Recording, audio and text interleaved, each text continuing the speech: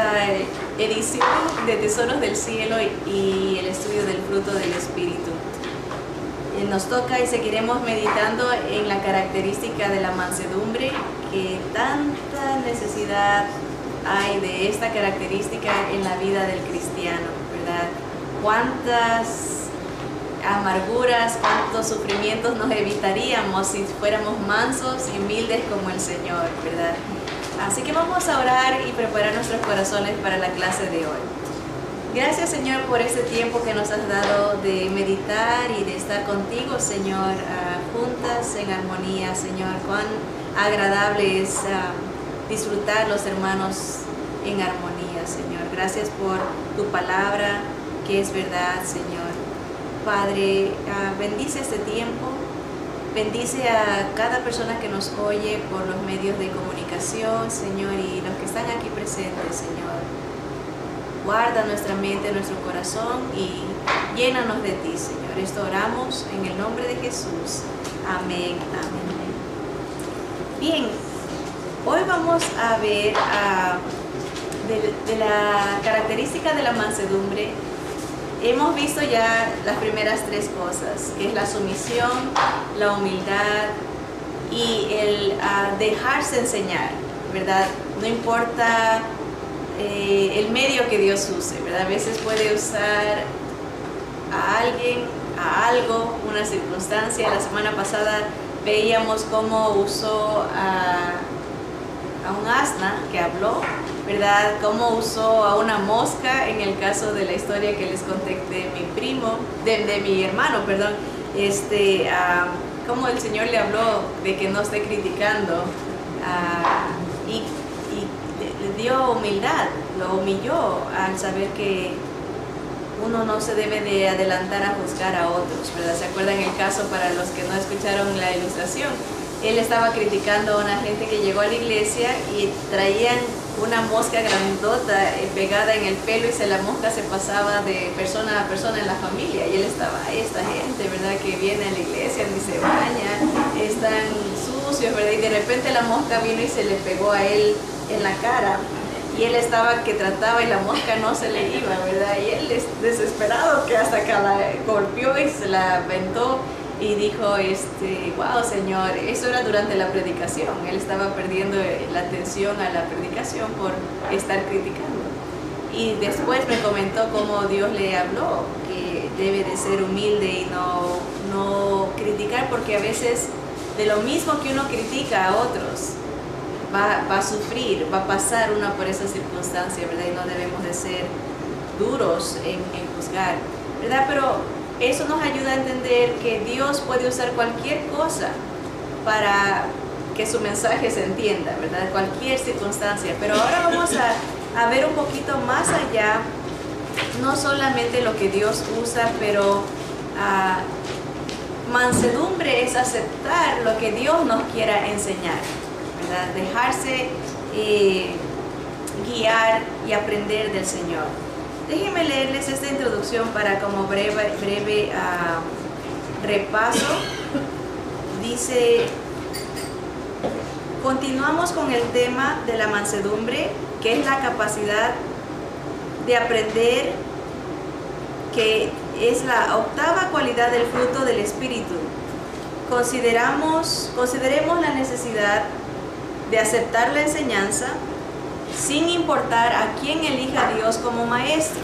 Hoy estudiaremos la necesidad de aceptar la enseñanza sin importar lo que Dios elija enseñarnos. ¿Okay? Y para eso vamos a irnos al libro de Primera de Crónicas. Primer libro de Crónicas, capítulo 13. Y es una historia no muy popular, porque es una historia fuerte, que a veces es mal interpretada, y es la historia de el movimiento del arca del pacto del Señor, hecha por ese movimiento, ese traslado fue hecho por el rey David. En primer libro de Crónicas, capítulo 13, y vamos a leer desde el versículo 1. Dice, entonces David tomó consejo con los capitanes de millares y de centenas y con todos los jefes, y dijo David a toda la asamblea de Israel: si os parece bien y es la voluntad de Jehová nuestro Dios, enviaremos a todas partes por nuestros hermanos que han quedado en todas las tierras de Israel, y por los sacerdotes y levitas que están con ellos en sus ciudades y ejidos, para que se reúnan con nosotros, ¿verdad? Iba a haber una convocación, una reunión, una asamblea. Pero miren el versículo 3, dice: y traigamos el arca de nuestro Dios a nosotros, porque desde el tiempo de Saúl no hemos hecho caso de ella. Y dijo toda la asamblea que se hiciese así, porque la cosa parecía bien a todo el pueblo. El pueblo decide mover el arca, porque dice las escrituras bien clarito en el versículo 4, dice, les pareció bien a todo el pueblo hacer este cambio, mover. El arca representaba la presencia de Dios. El arca del pacto tenía las tablas de la ley que Moisés, las primeras se rompieron, ¿verdad? Estaban las tablas de la ley, había muestras del maná. Imagínense que había caído, era un recordatorio de la provisión de Dios. Había muestras del maná y había una vara que pertenecía al sacerdote Aarón, que había sido un palo, ¿verdad? Pero había florecido, confirmando su sacerdocio. Entonces había representación de la presencia de Dios, la provisión de Dios y el sacerdocio, la confirmación de los levitas, ¿verdad? Entonces era muy importante pero Dios había dado instrucciones de cómo mover el arca. El arca tenía que tener unas varas bañadas en oro, metidas en unos discos alrededor del arca, y solo los levitas la podían cargar, nadie más. Cuando este pueblo decide moverla, en su alboroto y algarabía, dice que iban cantando, iban danzando, felices de que iban moviendo el arca. Dice que los animales que la llevaban, miren, noten que no eran los levitas, llegaron a una área donde estaba desigual el piso, y se empieza a voltear el arca, se empieza a desnivelar, y uno de los que estaban ahí, horrorizado de que el arca se va a caer, pone la mano para sostenerla, y en ese momento el juicio del Señor cae sobre su vida y muere instantáneamente por tocar el arca, ¿verdad? Eso lo vamos a ver, miren aquí en el... saltémonos al versículo 6, dice, y subió David con todo Israel a Baala de Kiriat Jearim, que está en Judá, para pasar de allí el arca de Jehová Dios, que mora entre los querubines, sobre la cual su nombre es invocado. Y llevaron el arca de Dios de la casa de Abinadab en un carro nuevo, y Usa y Ahío guiaban el carro. Y David y todo Israel se regocijaban delante de Dios con todas sus fuerzas, con cánticos, arpas, salterios, tamboriles, címbalos y trompetas. Pero cuando llegaron a la era de Kidón, Usa extendió su mano al arca para sostenerla, porque los bueyes tropezaban. Y el furor de Jehová se encendió contra Usa y lo hirió, porque había extendido su mano al arca, y murió allí delante de Dios, ¿verdad? Miren la reacción de David en el versículo 11. Y David tuvo pesar, porque Jehová había quebrantado a Usa, por lo que llamó aquel lugar Pérez Usa hasta el día de hoy. Eso quiere decir el quebrantamiento de Usa. Y David temió a Dios aquel día y dijo, ¿cómo he de traer a mi casa el arca de Dios? Y no trajo David el arca a su casa en la ciudad de David, sino que la llevó a casa de Obed-Edom, Geteo. Y el arca de Dios estuvo con la familia de Obed-Edom en su casa 3 meses. Y bendijo Jehová la casa de Obed-Edom y todo lo que tenía. Bien, okay. Tenemos los antecedentes de la historia. Pareciera un juicio fuerte. Cualquiera diría, qué injusto, ¿no? lo único que estaba haciendo Usa era ser acomedido, ¿verdad? Estaba evitando que esta representación de la presencia de Dios se cayera, se manchara, se degradara tocando el piso, ¿verdad? Y en nuestra limitado entendimiento no captamos la profundidad de su desobediencia, la profundidad de su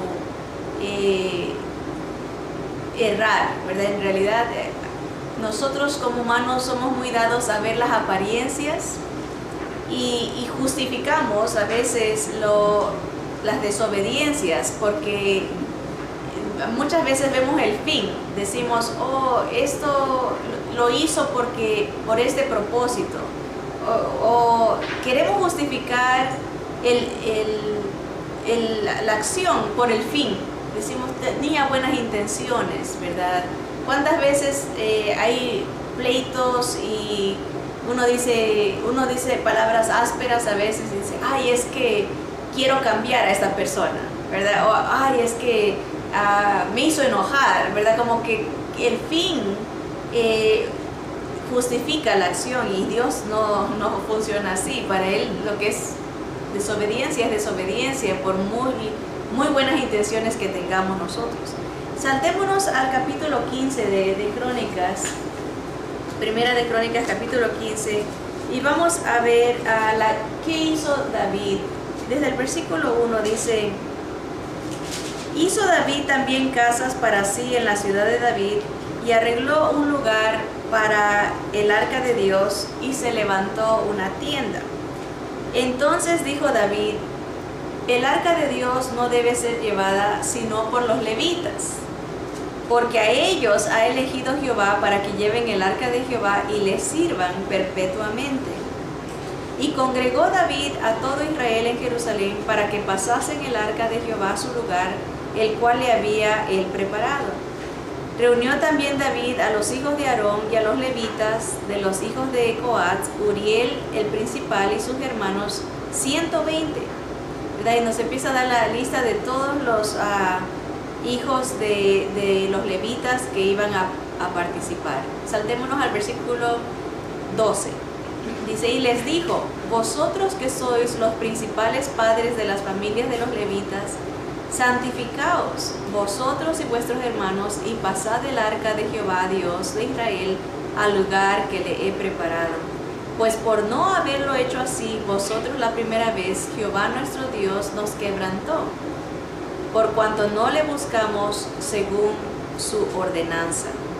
Sigamos hasta el versículo 15, dice el 14: así los sacerdotes y los levitas se santificaron, se apartaron para esa obra, para traer el arca de Jehová, Dios de Israel. Y los hijos de los levitas trajeron el arca de Dios puesta sobre sus hombros en las barras, como lo había mandado Moisés, conforme a la palabra de Jehová. Ven, hubo un gran cambio en la actitud de David. Ya no se fue movido por la presión de la algarabía, de la celebración, sino que quiso hacer las cosas de acuerdo a la palabra de Dios. Miren, sabemos que Dios había ordenado a través de Moisés. En Éxodo se nos narra cómo eran la ordenanza específica de cómo cargar el arca del Señor. Veamos el versículo 28, de ahí mismo del capítulo 15.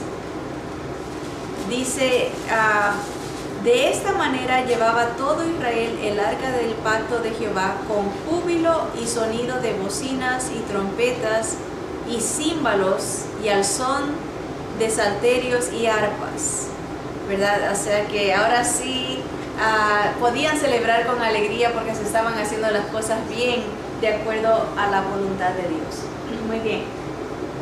¿Por qué se desató la ira de Dios contra ellos en el primer intento? Bueno, porque David era un hombre como muchos otros, como nosotros, era humano. Él quería los mejores resultados con un mínimo de instrucciones. Quería hacer algo muy especial, pero sin seguir las ordenanzas del Señor. ¿A dónde vamos a llegar con esto? Él tomó una decisión sin consultar con el superior. ¿Por qué el favor de Dios estuvo con los israelitas la segunda vez? Porque cuando todo lo demás falló, David buscó la información del manual. Este es nuestro manual, ¿verdad? Él quiso saber, en el capítulo 14, él averigua cómo es la manera exacta que se debe de transportar el arca, ¿verdad? Él consultó con el manual, la voluntad de Dios. ¿Cuál es la voluntad de Dios? Y por eso no hubo castigo la segunda vez. Sí, dice, él leyó la palabra de Dios. La primera reacción de David fue temor e ira. Lo leímos, ¿se acuerdan? Cuando murió Usa, dice que él se asustó y dijo, ¿cómo me puede llevar esta ley? Yo no la quiero en mi casa, porque si así está de seria la cosa, no quiero que estar en peligro, ¿verdad? La mandó a casa de otro hermano, un señor ahí llamado Obed, ¿no?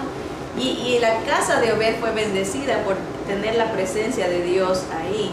Pero estaba él ira y temor, ¿verdad? Le molestó, le pesó. ¿Por qué Dios castigó a Usa? ¿Verdad? Pero él llevó esos sentimientos de temor y de ira, los logró dominar yéndose a la palabra. ¿Cuál es la voluntad de Dios? Allí encontró la instrucción, ahí controló sus emociones, recurriendo a la palabra de Dios. ¿Cuántas veces nosotros estamos angustiados, en temor, inseguridades, ¿verdad?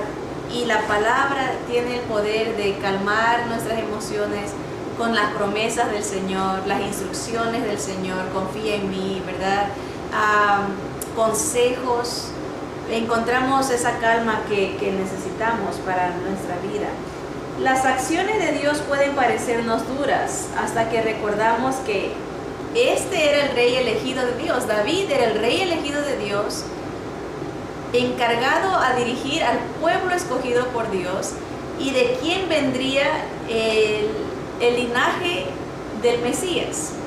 El Señor tenía que ser estricto con David porque no le podía dar oportunidad de que haya un desvío, porque él tenía un encargo muy grande, dirigir al pueblo de Israel y de su simiente venir el linaje del Mesías. La seguridad de Israel dependía de la obediencia de David a la palabra de Dios. Hay un episodio muy triste que David desobedece, no el más famoso, ¿verdad?, que es el del adulterio y el asesinato, pero hubo una vez él por vanidad quiso hacer un censo, quería saber cuánta gente había en Israel, y a Dios le molestó eso y le dice, te voy a dar 3 opciones. ¿Han visto ustedes cuando uno va a esos concursos, dice la puerta número 1, ¿verdad? ¿Quieres la 1, la 2 o la 3? Pero eran castigos serios, decía, ¿quieres no sé cuántos años, creo que 7 años de sequía? ¿Quieres 3 meses que te estén venciendo tus enemigos? O 3 días de castigo mío, directo de Dios. O sea, víctima de tus enemigos o de la naturaleza, o quieres que... Y no iba a ser solo David, iba a castigar a todo el pueblo. Entonces David le dice, quiero que tú me castigues, no quiero que me pongas en la mano de mis enemigos ni en la mano de la naturaleza, quiero que recibir de ti. Y viene el ángel del Señor, y en esas pocas horas, cientos de miles de personas mueren con una enfermedad, ¿verdad? O sea, la dureza del castigo, a lo que iba es de que David, Dios está siendo estricto con él, porque de él la seguridad de Israel dependía de la obediencia de David. Si David se desviaba, venían tiempos de sufrimiento para Israel. Y así muchas veces el Señor no iba a permitir que su rey se diera en la aplicación de las normas. O sea, no iba a tener... Dios es perfecto, su estándar es santidad, y Él no baja requerimientos, como por decir, oh, este es mi hijo preferido, a veces nosotros tenemos reglas, ¿verdad? Y a veces por carácter, personalidad, ciertos hijos son más dóciles que otros, ¿verdad? Y a veces uno baja, con unos son más estrictos y con los más cariñosos uno dice, venga mijito, ¿verdad? Sí, lo deja, ¿no? Uno sí, Dios no puede, Él es santo y mantiene el estándar de santidad, de perfección. Y ese estándar lo tenía con David, no porque David era, de acuerdo al corazón de Dios, le bajaba el estándar, era siempre a colación con la palabra, ¿verdad? Este era el juicio, el libro de Andaribel para la vida de David y de nosotros. El hombre que era conforme al corazón de Dios hizo de esa experiencia un punto de referencia para medir sus dificultades. Que aquí tengo un amigo, se muere, dice David, por mi desobediencia, por mi falta de entendimiento de la palabra. Voy a aprender de esta dificultad para hacer cambios en mi vida, ¿verdad? Hubo un sufrimiento, hubo un temor, una reverencia que entró por esta experiencia, pero es para beneficio de mi relación con Dios, ¿verdad? Y su palabra. Cuando nosotros en nuestra vida tomamos decisiones, hacemos cosas sin consultar la voluntad de Dios, vamos a pasar por sufrimientos, temores, inseguridades, dolor, a veces hasta coraje, ira. Pero tenemos que traer esas emociones a la palabra y buscar en la palabra de Dios el direccional, la guianza, el andaribel para nuestra vida. David aceptó el fracaso como un desafío para indagar en la palabra de Dios. Él consultó cuál es la palabra, ¿verdad? ¿Qué diferencia habría en nuestras vidas si en cada situación, en cada dificultad uno busca que alguien le explique, uno mismo buscar cuál es tu voluntad, Señor? ¿Por qué me está yendo mal en esta situación? ¿Por qué se repite un problema tras otro? ¿Por qué hay algo en mi vida que yo estoy haciendo mal, que tú quieres corregir, ¿verdad? Porque Dios es un ciclo que se repite muy similar la historia en problemas familiares, en problemas en el trabajo, circunstancias económicas, se repite porque hay algo que Dios está queriendo usar de esa experiencia para uno cambiar en su vida. Dice, David aceptó el fracaso como un desafío para indagar cuál es la voluntad de Dios en su palabra. Seríamos sabios si hiciésemos lo mismo. Vámonos al Salmo 119. Sabemos que es el salmo más largo de las Escrituras. No lo vamos a leer todo, no se asusten, ¿verdad? Nomás vamos a ver unos cuantos versículos, pero este salmo tiene que ver todo con la palabra de Dios.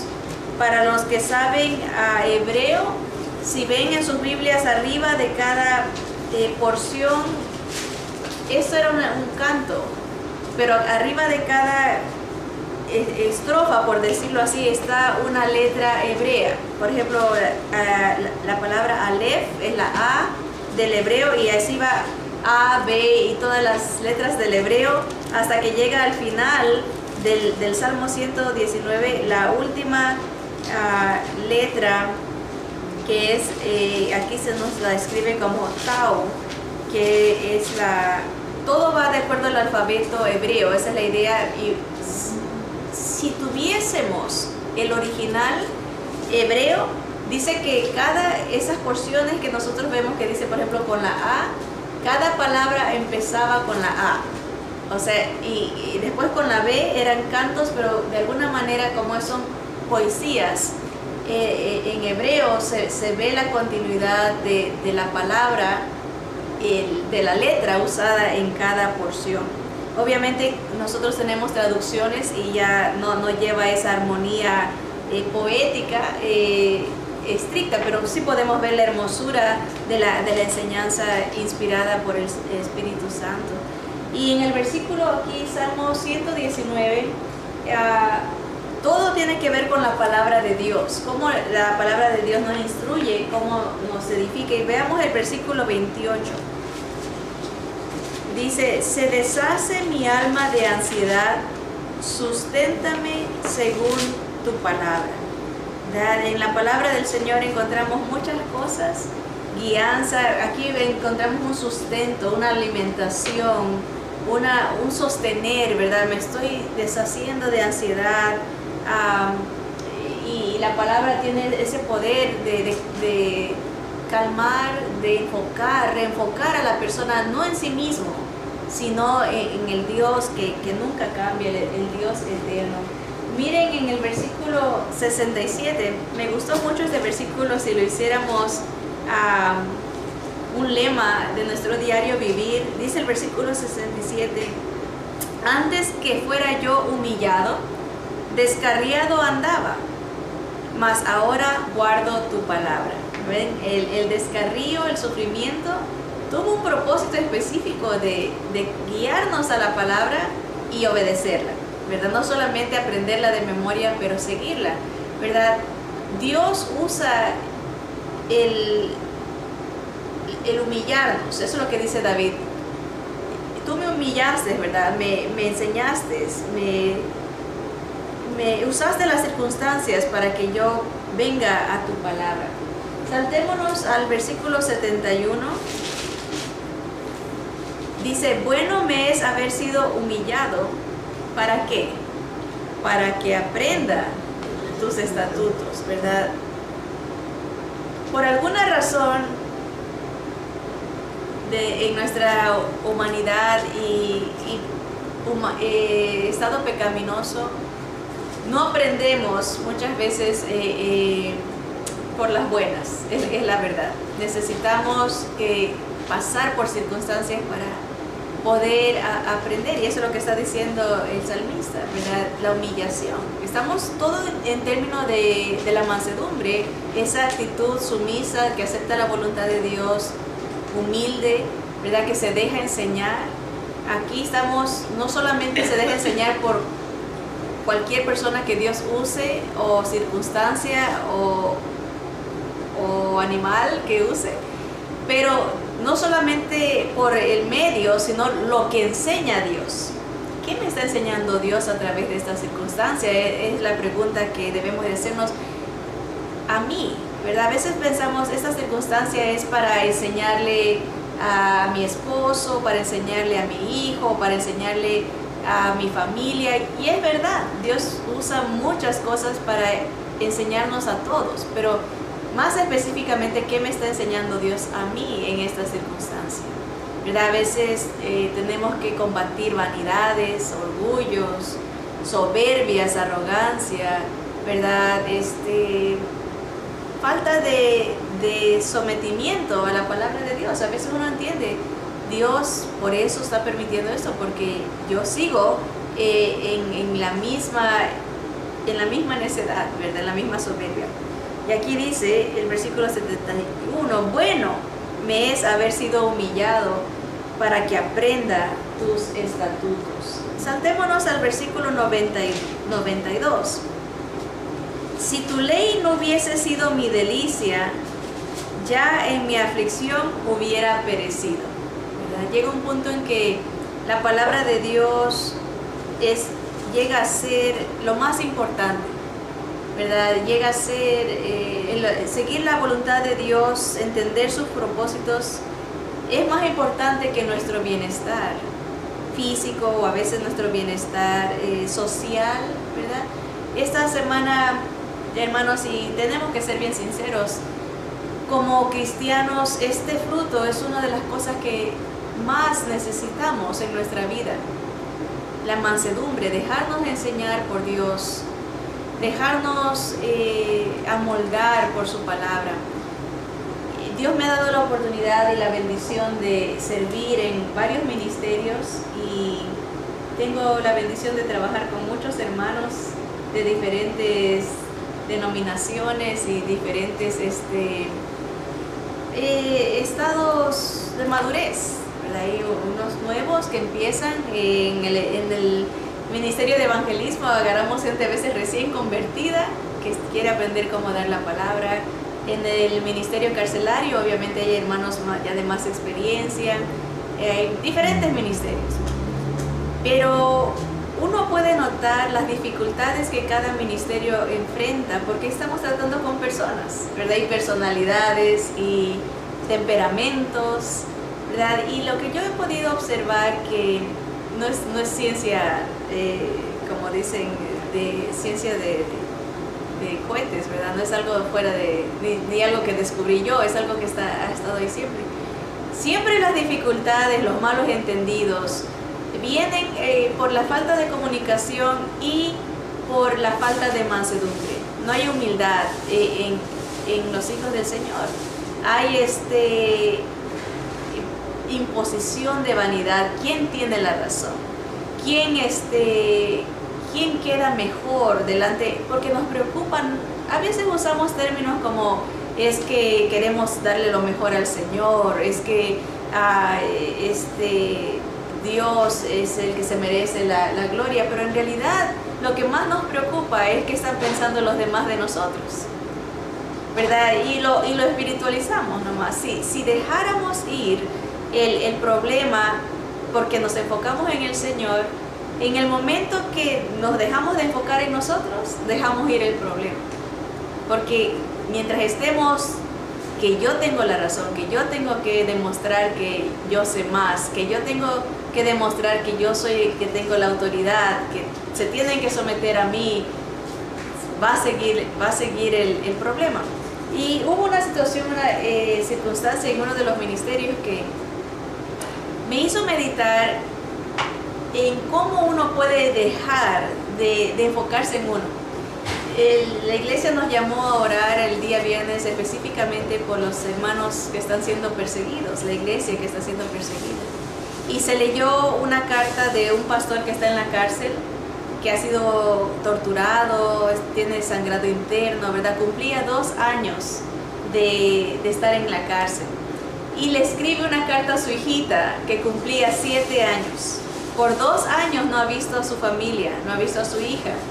Y en la carta le decía que no guarde resentimiento contra Jesús. No es la culpa de Jesús, ¿verdad? Es la culpa de la maldad del mundo, ¿verdad? Y la animaba, pero al escucharle, imagínense a este pastor escribiendo en una cárcel, todo a lo mejor él golpeado, ensangrentado, ¿cómo habrá podido conseguir algo que nosotros tenemos, que a veces ni valoramos? Tener plumas, lápiz, tener papel, poder comunicarse con los seres queridos. Le escribe a su hijita, ¿no? Que la extraña, que si Dios no permite que se vean, que algún día se van a ver en el cielo, ¿verdad? Que no le reclame a Dios si Dios no le da la libertad a él. Y se hablan de hermanos que han sido decapitados, les han cortado la lengua, les cortan las manos, los pies, los torturan, niños decapitados por ser hijos de cristianos, hermanos que pierden sus casas, pierden su estabilidad, ¿verdad? Y estábamos orando por ellos, por que Dios los fortalezca, ¿verdad? Y en ese momento se me vino a la mente los problemas que se estaban pasando en los diferentes ministerios por la falta de humildad. Y pensar que cuando uno está poniendo su cabeza para que se la corten por su fe, cuando uno está siendo torturado y que le van a cortar la lengua por su fe, ¿creen ustedes que es importante quién tenía la razón y quién no tenía la razón en una circunstancia de discusión? ¿Creen que es importante cuando lo están persiguiendo a uno y no hay que comer, no hay que tomar la misma ropa por meses, por semanas, porque están huyendo? ¿Es importante lo que hizo un hermano o lo que no hizo? ¿Cómo lo dijo? ¿Cómo no lo dijo? Si no fue muy prudente o si fue prudente. ¿Creen que es importante? Y esas circunstancias, cuando la vida de uno está ya por irse, toman un tremendo valor la relación con Dios y la relación con nuestra familia. cuando ya no los vamos a ver y vamos a enfrentarnos con la eternidad, cualquier discusión, cualquier tema se tira por la borda. Ya no es importante. Y yo le comentaba a una hermana que estaba teniendo una dificultad en dejar ir un resentimiento, en dejar ir en perdonar. Le digo, piensa en eso. Si Dios permitiera que nosotros se suelte una persecución aquí, cualquier punto que haya sido de discordia, cualquier punto, cuando tú veas a tu hermano que va primero, que le cortan la cabeza a tu hermano y tú sigues en la línea, ¿tú crees que va a ser importante que no te saludó como de la manera que tú querías que te salude? ¿O que no te consoló como ya es la oportunidad? Y le digo a la hermana, mira, la realidad es que el tiempo se nos acaba. Y ya no es tiempo para pasar el tiempo. Es tiempo para alcanzar a los que faltan con el evangelio de salvación, porque el Señor viene pronto.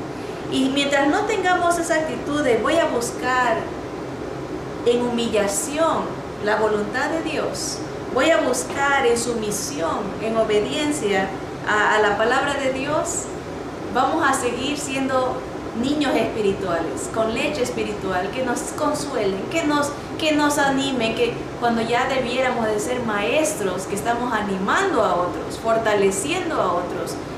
Por eso dice Pablo, despojaos de toda malicia y amargura, despojaos de toda ira.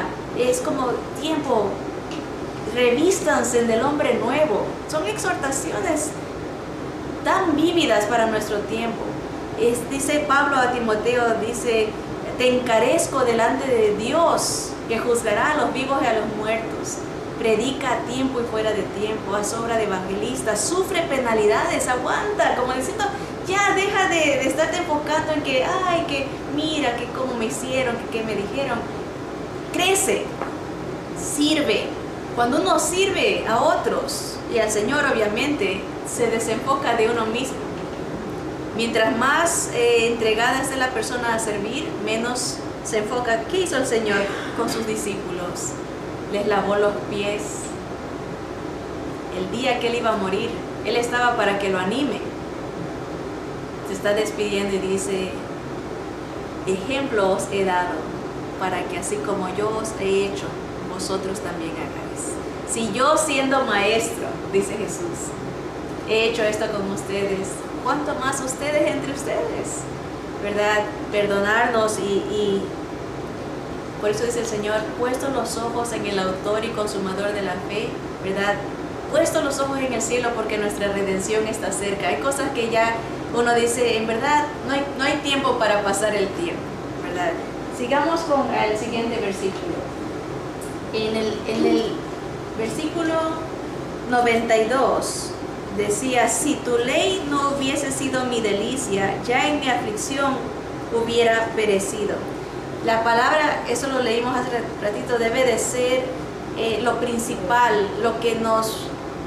una delicia es algo que uno disfruta, ¿verdad? No un peso, ay, tengo que leer la palabra, ay, tengo que ir a escuchar al predicador. No, es una satisfacción porque nos ayuda a enfocarnos, nos ayuda a poner los ojos en el Señor y no en nosotros mismos.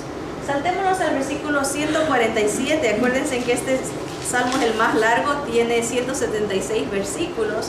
En el versículo 147 dice, me anticipé al alba y clamé, esperé en tu palabra, ¿verdad? O sea, el deseo de darle más importancia a la palabra que aún el descanso, que aún nuestra satisfacción personal. Vamos a leer un par de versículos más. En el versículo, ahora sí, vámonos al libro de Job, retrocedamos un poco. Job capítulo 22 y versículo 22. En cuanto a la palabra del Señor, dice, toma ahora la ley de su boca y pon sus palabras en tu corazón. Hermanos, es muy importante memorizar las escrituras, pero más importante es aplicarlas, ¿verdad? tenerlas en nuestro corazón siempre el corazón habla de emociones y de decisiones, ¿verdad? Que nuestras emociones y nuestras decisiones sean movidas por los consejos del Señor, por la palabra que el Señor nos ha dejado. ¿Por qué es importante guardar la palabra? Veamos en el libro de Proverbios, ahora después de los Salmos, Proverbios capítulo 4, versículo 13. Proverbios 4:13 dice de la siguiente manera: retén el consejo y no lo dejes, guárdalo, porque eso es tu vida, ¿verdad? La sabiduría que hay en la palabra no tiene igual, ¿verdad? Desde lo más pequeñito hasta lo más grande, la palabra del Señor tiene una luz, una guía. Y una de las cosas que dice la palabra es que es bueno estar entre consejeros, o sea, tener amistades que lo ayuden a uno a enfocarse, ¿verdad? Es bueno juntarse con hermanos que aman a Dios, que buscan obedecer al Señor, ¿verdad? Dice, retén el consejo, no lo dejes, guárdalo, porque esto es vida. Ahí mismo en Proverbios, unas páginas más adelante, en Proverbios capítulo 13, versículo 13, dice: el que menosprecia el precepto, o sea, la enseñanza, perecerá por ello, mas el que teme el mandamiento será recompensado, ¿verdad? Tarde o temprano, a veces pareciera que mucha gente hace burla de los que siguen la palabra de Dios. Mucha gente critica, ¿verdad? Y a veces sí caen sentimientos de pesadumbre, como decir, en verdad que nosotros sufrimos por obedecer al Señor, y a veces como que entra el desánimo, pero hay una recompensa, ¿verdad? Esta vida que nosotros tenemos es tan finita, ¿verdad? ¿Cuánto pudiera vivir una persona que viva mucho, digamos 100 años? Siempre les comento que mi abuelita llegó hasta los 110, pero eso es algo excepcional, ¿verdad? ¿Cuánto pudiera llegar a alguien? 90, 100 años, pongamos. ¿Qué son 100 años? Ni un segundo en la eternidad de Dios, ¿verdad? Y la eternidad nuestra. Cuando ya estemos, no hay tiempo en la eternidad, pero 100 billones de años, 80, 100 años de esta existencia, ¿cómo se verán ante esa grandiosidad de eternidad, verdad? Y mucha gente quiere aquí desobedecer y gozar la vida y morir eternamente, pero hay otros que preferimos seguir al Señor, cargar nuestra cruz en este segundo de vida y vivir eternamente con Él, ¿verdad? Habrá una recompensa, dice, para los que guardan el precepto, los mandamientos del Señor. No está hablando de que uno cumple los mandamientos, los 10 mandamientos. Está hablando de seguir la palabra de Dios. De la palabra de Dios dice que el que tiene al Hijo tiene la vida, ¿verdad? La palabra del Señor es una revelación de Jesús a través de la historia para nosotros, el Salvador del mundo, ¿verdad? El que tiene al Señor, que tiene su palabra, tendrá recompensa. Vamos a terminar con dos más. Proverbios 16, versículo 20, hablando de ser sumiso a la palabra. Dice Proverbios 16, 20, el entendido en la palabra hallará el bien, y el que confía en Jehová es bienaventurado. El sabio de corazón es llamado prudente, y la dulzura de labios aumenta, el saber. La dulzura de labios aumenta el saber. ¿Qué nos enseña la palabra? La persona que escucha a Dios llega a amarlo y a confiar más en Él, pero es bien bonito que cuando hay dulzura en la enseñanza, es recibida, más aumenta hay hermanos que les gusta enseñar duro, así casi con amenaza, ¿verdad? Tienes que obedecer porque si no el infierno, ¿verdad? Y normalmente es la dulzura la que aumenta el saber, la que cuando se da la palabra continuo, ¿verdad? Y eso es una enseñanza para nosotros en cualquier manera de consejo, ¿verdad? Muchas veces el consejo va dirigido a achacar, a criticar, cuando en realidad debería de ser, acuérdense que dice que es la benignidad de Dios que lleva a la gente al arrepentimiento, ¿verdad? Esa dulzura del Señor, esa ternura, ¿verdad? Y eso va de la mano con el aceptar la enseñanza con mansedumbre. El último versículo que tenemos es en 1 Tesalonicenses, capítulo 4, primer libro a los Tesalonicenses, capítulo 4, versículo 8. Dice, así que el que desecha esto, no desecha a hombre, sino a Dios, que también nos dio su Espíritu Santo. ¿Verdad? Vamos a agarrar el contexto, leemos, dice el versículo 1 del capítulo 4. Dice, por lo demás, hermanos, os rogamos y exhortamos en el Señor Jesús, que de la manera que aprendisteis de nosotros, cómo os conviene conduciros y agradar a Dios, así abundéis más y más. Porque ya sabéis qué instrucciones os dimos por el Señor Jesús, pues la voluntad de Dios es vuestra santificación. A ver, aquí quisiera hacer una pausa, hermanas, porque muchas veces la gente dice, ay, yo quisiera saber la voluntad de Dios, no sé qué es lo que Dios quiere para mí en esta situación. Siempre el andarivel, como dice el direccional, va a ser, Dios quiere, la voluntad de Dios es nuestra santificación, es que nos apartemos para Él, que en el sentido de que busquemos agradarlo a Él, busquemos su gloria en cualquier circunstancia. Dice que cada uno de vosotros sepa tener su propia esposa en santidad y honor. Aquí es muchos originales dice que su propio cuerpo, en lugar de la esposa, dice que cada uno sepa tener su propio cuerpo en santidad y honor, no en pasión de concupiscencia, como los gentiles que no conocen a Dios. Que ninguno agravie ni engañe en nada a su hermano. Ahí está la santidad, de lo que trae gloria a Dios. Que no nos ofendamos unos a otros, que no busquemos sacar ventaja el uno del otro. Eso es santidad y honor para Dios. Dice, porque el Señor es vengador de todo esto, como ya os hemos dicho y testificado. Pues no nos ha llamado Dios a inmundicia, sino a santificación. Noten la relación del trato de unos con otros. No se aprovechen unos a otros, no se agravien, no se ofendan. Mantengan su cuerpo en santidad y en honor, en gloria a Dios, porque esa es la voluntad del Señor. El Señor no nos ha llamado a inmundicia.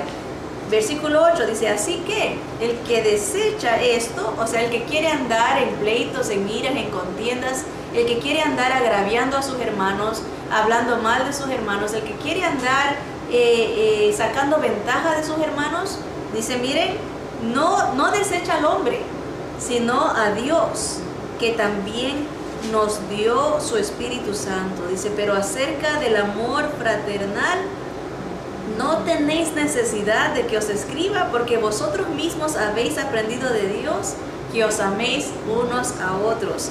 Y también lo hacéis así con todos los hermanos que están por toda Macedonia. Pero os rogamos, hermanos, que abundéis en ello más y más, y que procuréis tener tranquilidad y ocuparos en vuestros negocios y trabajar con vuestras manos de la manera que os he mandado, a fin de que os conduzcáis honradamente para con los de afuera y no tengáis necesidad de nada. Ven el contexto, ¿verdad? De cuando uno acepta la enseñanza, no rechaza cuando no acepta la enseñanza, no está rechazando a hombres, sino rechaza a Dios. No es manso, no se deja enseñar y hay consecuencias. Aquí dice, los de afuera se van a dar cuenta, mal testimonio, ¿verdad? Que ni siquiera ustedes se pueden llevar entre hermanos, ¿cómo pueden impactar a un mundo, ¿verdad? Dice el Señor que por el amor, dice, por esto conoceréis que sois mis discípulos, porque os amáis los unos a los otros. Y Pablo dice, no tienen necesidad que les enseñe esto, y ustedes ya lo saben, pero abunden en esto más y más. Y todo nace de uno.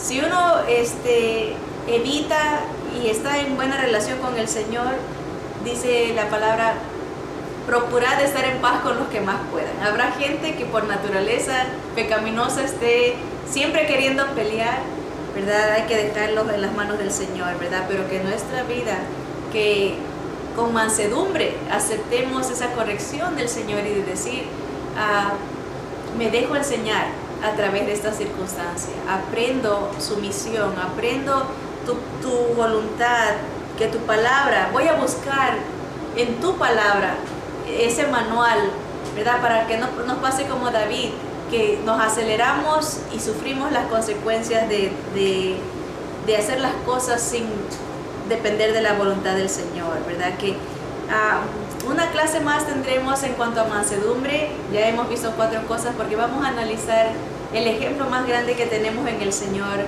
Él es el manso, el maestro de la mansedumbre, y de él tenemos que aprender. Pero se me hace interesante que el Señor está dedicando 5 clases a esta característica, obviamente porque sabe que es un área donde más necesitamos trabajar, dejarnos enseñar por el Señor, ser humildes, ser sumisos a su voluntad y a su palabra sobre todo, ¿verdad? Así que vamos a orar.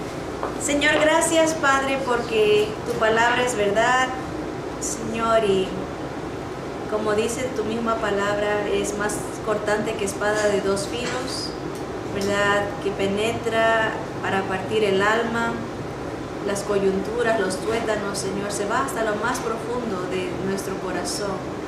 Señor, líbranos de los pecados que nos son ocultos, Señor. Hay muchos que están tan encarnados, Señor, se han hecho un hábito que a veces cuesta verlo, Señor, pero gracias porque tu palabra penetra y escarba, Señor, y saca las inmundicias que tú no quieres que tengamos, Señor. Perdónanos porque cuántas veces nos enfocamos en nosotros, en nuestras opiniones, nuestra posición, nuestro estatus, Señor, y no somos humildes ni sinceros ni con nuestros hermanos ni contigo, Señor.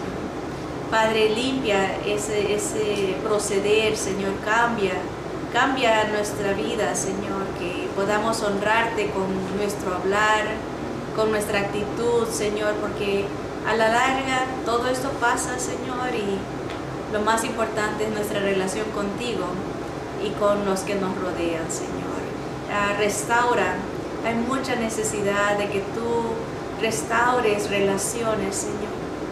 Mueve corazones, Señor. Solo tú puedes cambiar pensamientos, Señor. Solo tú puedes cambiar temperamentos y personalidades, Señor. Tú nos hiciste, Padre. Ayúdanos a dejar todo peso de pecado que nos asedie, Señor, y correr con paciencia esta carrera que tenemos por delante, Señor. Acabar la carrera con gozo, Señor. Peleando la buena batalla de la fe, Señor. Porque sabemos que nuestra lucha no es contra sangre ni carne, sino contra principados, contra potestades, contra gobernadores de las tinieblas en los aires, Señor. Cuando vienen esos pensamientos de disensión, de pleitos, de ira, Señor, saber que no es nuestro familiar, no es nuestro hermano, sino que es el enemigo que está trabajando, poniendo división, confusión, Señor. Aprender a pelear esta batalla, Señor, puesto los ojos en ti, Padre, en tu palabra que es perfecta, que sea tu palabra nuestro deleite, que sea tu palabra nuestro gozo, Señor, que calma nuestras emociones, que calma y dirige, Señor, tu palabra es verdad, hace sabio al sencillo, la que nos levanta al humilde, Señor. Restaura, Señor, en nosotros, como decía el salmista, Señor, renueva un espíritu recto delante de mí, Señor.